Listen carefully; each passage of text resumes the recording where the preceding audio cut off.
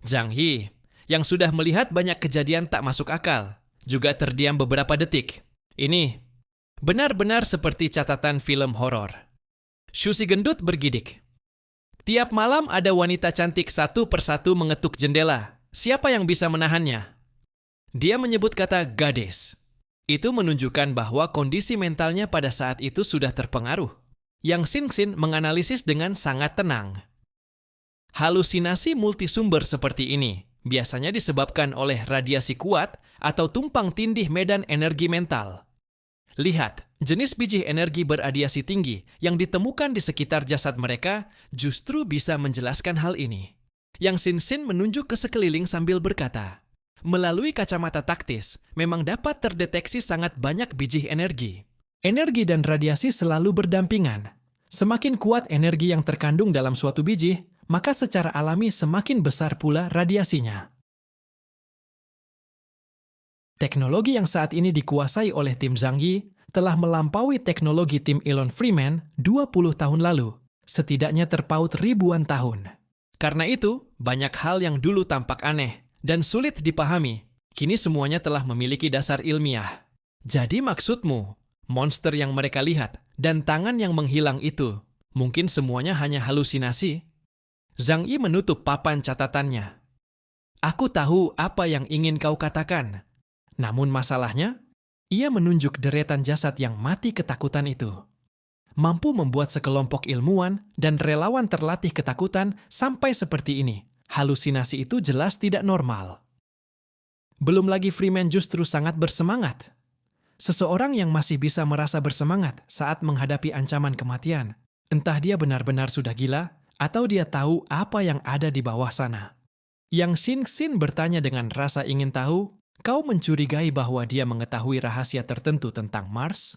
Dia adalah anggota organisasi Tong. Zhang Yi menyipitkan mata.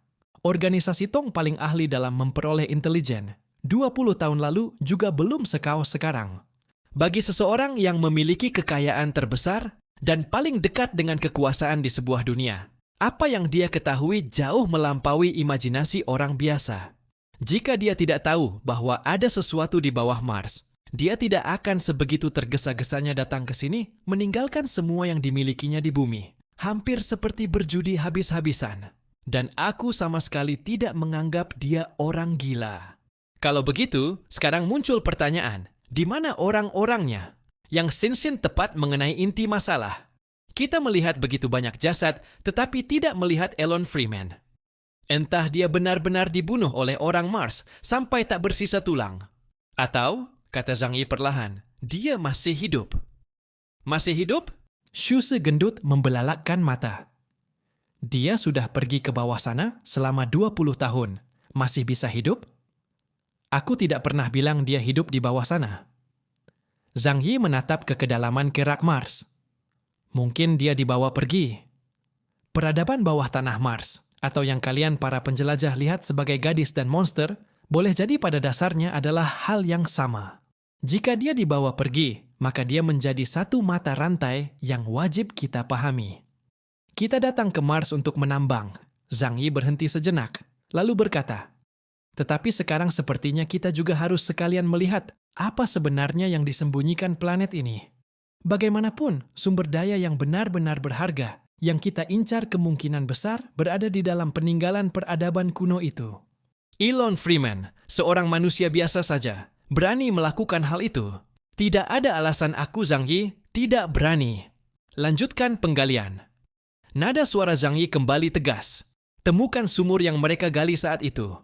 Lihat kemana sebenarnya gerbang neraka yang mereka sebut itu terbuka. Yang Xinxin menasihati, wilayah dengan radiasi kuat sangat mudah membuat orang biasa mengalami halusinasi massal. Jika orang-orang kita terpengaruh, mereka juga bisa melakukan tindakan bodoh yang serupa. Kalau begitu, biarkan pasukan mekanik turun lebih dulu. Zhang Yi segera membuat pengaturan. Kita mengamati dari luar. Selama mereka tidak menunjukkan perilaku abnormal, kita tahu bahwa benda ini hanya menargetkan makhluk cerdas yang memiliki pikiran. Jika bahkan mereka juga menjadi tidak normal, itu berarti ada semacam zat pada tingkat fisik yang menyerang tanpa pandang bulu. Saat itu barulah kita ganti rencana. Ling sejak tadi tidak berbicara. Baru setelah Zhang Yi selesai, ia menambahkan dengan nada sangat datar. Di bawah Mars memang ada sebuah ruang. Sorot mata Zhang Yi langsung menyala. Lalu ia bertanya dengan penuh rasa ingin tahu. Apa itu? Mungkin semacam keberadaan yang mirip dengan istana Tianyu. Pandangan Ling tertuju pada hamparan tanah merah itu, seolah menembus puluhan ribu meter lapisan batuan untuk melihat dunia lain. Ada peradaban yang ingin melepaskan diri dari kerangka Sang Pencipta, dan untuk itu mereka harus melarikan diri dari dunia material. Menutup diri adalah keniscayaan. Hanya dengan begitu mereka bisa memutus seluruh hubungan dengan dunia luar. Karena itu, mereka menolak kontak dengan pihak luar. Jadi, apa yang dikatakan astronot bernama Stitch itu tidak sepenuhnya salah. Jika kalian ingin memasuki dunia peradaban Mars, kalian pasti akan diserang. Bagi kalian, itu adalah neraka. Zhang Yi yakin bahwa di balik cangkang planet merah ini tersembunyi jawabannya. Ia berkata kepada semua orang, "Masuklah kembali ke dalam bayanganku.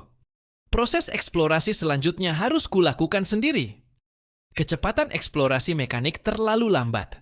Menggunakan lompatan ruang jauh lebih cepat. Semua orang masuk ke dalam bayangan. Zhang Yi bersiaga penuh, mengerahkan seluruh kemampuannya, lalu langsung membuka gerbang dimensi dan menukik menuju bumi. Ia seperti paku tak kasat mata yang memaku dirinya ke dalam tanah. Pita basal melintas miring di depan matanya. Lapisan aluvial kuno terlewati di sisi seperti halaman buku yang dibalik, dan kaca beku vulkanik memantulkan kilau dingin, seperti berada di bawah lampu. 10 kilometer, 20 kilometer, 50 kilometer, hingga kedalaman beberapa ratus ribu meter. Yang ada hanyalah kegelapan sunyi dan sesekali angin panas inti planet yang menyapu wajahnya. Namun Zhang Yi mencari cukup lama dan tidak menemukan apapun. Tidak ada peninggalan apapun, tidak ada kota Mars, bahkan tidak ada keberadaan yang menyerupai gerbang. Apa yang terjadi? Jika di bawah Mars benar-benar ada sebuah peradaban super, seharusnya tidak mungkin tanpa jejak sama sekali. Zhang Yi mengerutkan kening dan bergumam, jangan-jangan koordinat Elon Freeman memang bermasalah. Ini juga tidak terlalu mungkin. Karena mereka mengalami peristiwa aneh di sini, itu berarti mereka pernah bersentuhan dengan peradaban Mars. Bagaimana mungkin? Sama sekali tidak ada jejak. Ling melayang tenang di sampingnya. Bulu mata peraknya terkulai, seolah sedang mendengarkan sebuah lagu yang tak terdengar oleh orang lain. Ia mengangkat pandangan, matanya setenang cermin. Mereka memang ada di sini, tetapi juga tidak ada di sini. Karena tempat mereka berada bukanlah ruang seperti yang kau pahami. Zhang Yi mengangkat alisnya. Seketika ia teringat pada istana Tianyu dan alam rahasia ras naga. Tanpa sadar Zhang Yi berkata, "Maksudmu, ruang terlipat?" Ling mengangguk, tatapannya dingin. Peradaban yang sangat maju. Mereka melipat dunia menjadi banyak lapisan, seperti tumpukan kabut. Sekarang kau memang bisa menemukan gerbang menuju ruang semacam itu, tetapi caramu mencari pintu terlalu kasar. Ia menatap Zhang Yi. Sebagai seorang pengguna kemampuan elemen ruang, seharusnya kau jauh lebih peka terhadap fluktuasi ruang. Bagaimanapun bentuk pelipatan ruangnya, pasti akan ada jejak yang tertinggal. Seperti selotip bening, tampak seolah tanpa celah, tetapi selalu akan ada sedikit lipatan di ujungnya yang bisa dijadikan titik pembuka. Zhang Yi mendengarkan perkataan Ling dan seolah memperoleh suatu pemahaman. Seperti gerbang dimensinya sendiri, meskipun sama sekali tidak dapat dilihat dengan mata telanjang, bagi sesama pengguna kemampuan. Tipe ruang, perbedaan lapisan ruangnya dengan dunia materi tetap bisa dirasakan, ibarat menuangkan selapis lem transparan di atas permukaan air. Mustahil bisa menyatu rapat tanpa celah. Zhang Yi sendiri belum pernah mengalami hal seperti itu. Ia menghela napas, lalu tersenyum dan berkata kepada Ling, "Kalau begitu, beri aku sedikit arahan. Kau tahu sendiri, aku masih belum matang dalam hal ini." Namun Ling tidak langsung membantu Zhang Yi mencari celah ruang. Ia justru seperti seorang pembimbing, terus diam-diam berada di samping Zhang Yi, memberinya petunjuk. Mendengar itu, ia mengangkat jarinya dan menunjuk ke dada Zhang Yi, lalu berkata dengan nada ringan, "Sebenarnya, pada akhirnya semua kekuatan di alam semesta ini adalah kehendak eter. Kemampuan khusus, kekuatan spiritual, maupun energi mekanis hanyalah pakaian yang berbeda. Ujungnya sama, semuanya adalah wujud dari pikiran. Jadi, jika kau ingin menemukan keberadaan pintu, kau hanya perlu memusatkan pikiran dan menggunakan kekuatan eter untuk merasakan gelombang ruang. Perkataan ini terdengar sangat mendalam. Di antara semua orang yang hadir, hanya Zhang Yi dan Yang Xin yang mampu memahaminya. Karena mereka berdua pernah ditempa oleh samudra substansi spiritual dan kesadaran mereka telah bersentuhan dengan dunia eter. Zhang Yi seakan mendapat pencerahan. Ia memperlambat napasnya, lalu mengikuti metode meditasi kaum bulan dan metode meditasi ilmu hati. Wang Yangming perlahan membuat dirinya melupakan tubuh dan dunia luar.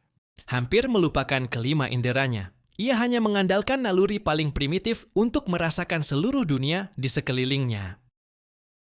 Perlahan-lahan, dunia yang ia rasakan pun menjadi berbeda. Yang ia lihat bukan lagi alam semesta yang luas, melainkan segala sesuatu yang aneh dan beragam, tersusun dari kekuatan pikiran.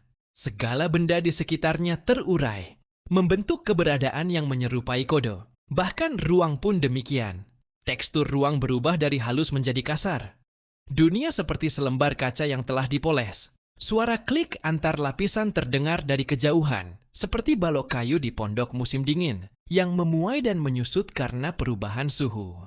Ternyata, ruang dunia materi tidaklah sesempurna itu. Segala ciptaan Sang Pencipta pun memiliki celah. Ruang bagaikan lantai sarang lebah, penuh dengan celah besar dan kecil. Ia tidak lagi melihat, melainkan meraba dengan semacam sentuhan ujung jari di sepanjang gulungan pita perekat transparan, mencari ujung yang nyaris tak terlihat, namun mampu menarik seluruh gulungan terbuka. Gerakannya tiba-tiba berhenti. Di suatu area, terdapat sebuah cacat yang hampir tak kasat mata, seperti debu yang jatuh di permukaan cermin. Namun debu itu tidak jatuh mengikuti gravitasi, malah perlahan mengapung, berlawanan dengan arah pandangan. Cahaya melengkung di titik itu, seolah dipelintir menjadi pilinan yang sangat tipis. Debu yang dibawa badai Mars akan kehilangan fokus saat mendekat, lalu berputar menjauh, seakan menabrak dinding tak bernama. Ketemu. Zhang Yi mengucapkan dua kata itu dengan suara rendah, namun wajahnya menampakkan sedikit kegembiraan. Semakin teliti ia mengamati titik simpul ruang itu dengan pikiran, semakin jelas keberadaannya. Di dalam hati, Zhang Yi juga diliputi sedikit keraguan. Jika bahkan dirinya bisa menemukan retakan ruang asing di Mars, maka tingkat peradaban Mars itu kemungkinan tidak terlalu tinggi. Namun piramida ungu yang sebelumnya ia lihat, pengumpul energi tingkat bintang, jelas berasal dari peradaban yang sangat maju. Untuk sementara, ia pun tidak yakin bagaimana menilai kekuatan peradaban Mars. Ia kembali bertanya kepada Ling. Ling, menurutmu, peradaban dengan tingkat seperti ini, apakah seharusnya tidak kucari masalah? Hatinya terasa berdebar. Ling meliriknya sekilas dengan datar. Peradaban ini sudah runtuh. Jika tidak, jejak ruang terlipatnya seharusnya jauh lebih tersembunyi. Ia telah lama menemukan lokasi simpul pelipatan ruang tersebut, sehingga menyimpulkan bahwa peradaban Mars telah lama jatuh. Jika tidak, dengan kekuatan Zhang Yi saat ini, mustahil ia dapat menemukan keberadaannya. Setelah mendengar perkataan Ling, Zhang Yi akhirnya merasa tenang. Pinjam pedangmu sebentar. Ia mengulurkan tangan ke arah Ling tanpa sungkan. Ling mengambil pedang besar berwarna biru es dari punggungnya. Dengan kehendaknya, tubuh pedang itu menyusut, berubah menjadi ukuran yang dapat digunakan Zhang Yi. Zhang Yi menerima pedang penghakiman keabadian.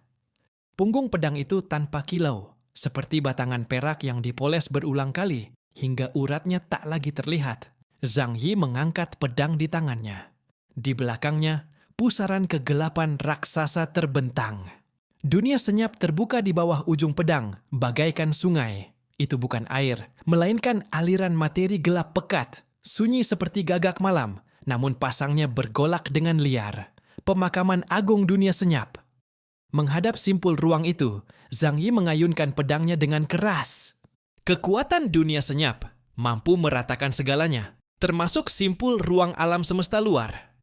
Sungai hitam pekat itu menyatu menjadi satu garis, seperti tinta yang ditarik halus oleh kuas, lalu melesat dari ujung pedang dan menghantam simpul seukuran debu itu. Kemudian, terjadi jeda sesaat yang terasa panjang, seolah menusuk inti mekanisme kuno. Krak! Itu bukan suara yang terdengar oleh telinga, melainkan suara yang diucapkan oleh dunia itu sendiri. Di titik itu, terbuka sebuah celah yang sangat tipis. Di baliknya, cahaya meluncur miring, seperti bunga es yang diam-diam tumbuh di dalam kaca. Pintu yang hanya dapat dilihat oleh pengguna kemampuan tipe ruang pun perlahan terbuka di hadapan Zhang Yi. Namun, pada saat pintu itu muncul, ia juga mulai menutup dengan cepat. Zhang Yi menggenggam, erat gagang pedang, melangkah maju, dan segera melintas masuk. Shoot! Pemandangan di depan matanya berubah dengan cepat, dan hembusan angin menerpa wajahnya. Bukan angin Mars. Angin itu membawa aroma asin berkarat, seperti kelembapan sisa setelah ombak samudra jauh menghantam dermaga baja. Zhang Yi mengangkat kepala dan melihat langit kuning kusam yang sangat luas. Langit itu tampak seperti tirai yang telah dipoles hingga warnanya memudar. Awan-awan menyerupai sutra yang telah tercuci warnanya. Di tepi cakrawala yang jauh, tergantung sebuah benda langit buatan. Mirip matahari, juga mirip bulan. Tidak terlalu hangat, tetapi sangat terang. Itulah matahari buatan dunia dalam Mars. Sesuatu yang hampir selalu dibuat oleh setiap peradaban yang menggali ruang bawah tanah dan ruang mandiri. Karena sebagian besar ras yang diciptakan Sang Pencipta tidak dapat hidup tanpa cahaya. Matahari buatan itu sangat besar, melayang tenang di pertemuan antara langit dan laut, hanya setengahnya yang muncul di atas permukaan laut. Begitu sunyi, seolah tak akan pernah bergerak. Zhang Yi melayang di udara, menatap sekeliling, mengamati seluruh dunia. Dunia dalam Mars jelas menunjukkan jejak peradaban yang telah hilang. Ia tidak melihat satupun tanda kehidupan, hanya kehancuran di mana-mana. Laut membentang di sisi kiri, hitam seperti punggung obsidian. Ombaknya rendah, dan buih putihnya seperti butiran garam halus. Garis pantai menjulur ke depan, lalu terputus di udara. Sisa jembatan yang patah menempel pada kabut laut. Tajam seperti bilah pisau yang dipatahkan paksa. Pasirnya sangat halus dan putih, begitu ringan seolah dapat meleleh di ujung jari. Di bawah pasir terdapat kerangka logam. Sesekali tampak sepotong tulang rusuk berkarat merah, seperti iga binatang raksasa yang terdampar. Lebih jauh lagi, deretan bangunan duduk diam di atas lautan pasir. Bukan bangunan, melainkan bayangan yang telah terkikis angin. Dinding kaca berubah menjadi lonceng angin, bergesekan di hembusan angin, dan mengeluarkan bunyi gemerisik rapat. Ke pedalaman benua, pegunungan bergelombang. Namun gunung-gunung itu bukan batu, melainkan mesin. Punggung gunung adalah rel gigi, rangkanya adalah bantalan poros. Kulit batu hitamnya merupakan pelumas yang telah membeku. Paru-paru gunung itu, setelah waktu yang sangat lama, menghembuskan satu napas, menyemburkan debu abu-abu pucat, lalu kembali tenggelam dalam keheningan. Di antara gunung-gunung, tergantung jembatan gantung yang patah. Permukaannya adalah anyaman kabel, dan di bawahnya tak ada apa-apa. Hanya angin yang menyelinap melewatinya, mengeluarkan suara seperti organ pipa. Sebuah kota yang setengah terkubur muncul dari pasir, memperlihatkan setengah wajahnya. Jalan-jalan tertimbun pasir hingga hanya menyisakan lebarnya. Lampu jalan berdiri seperti deretan paku yang ditancapkan ke laut. Rangka layar iklan masih ada. Tabung cahaya yang sesekali berkedip, menuliskan bahasa yang telah mati ke dalam malam, lalu padam pada detik berikutnya. Di tengah alun-alun berdiri sebuah patung berlutut, bukan manusia, melainkan mesin biomimetik raksasa untuk pertempuran. Ia berlutut di sana, kedua tangan menancap ke tanah, kepala tertunduk, seolah mendengarkan denyut nadi bumi. Waktu menumbuhkan bunga karat di punggungnya, dan karat itu menjalar menjadi sulur merah gelap.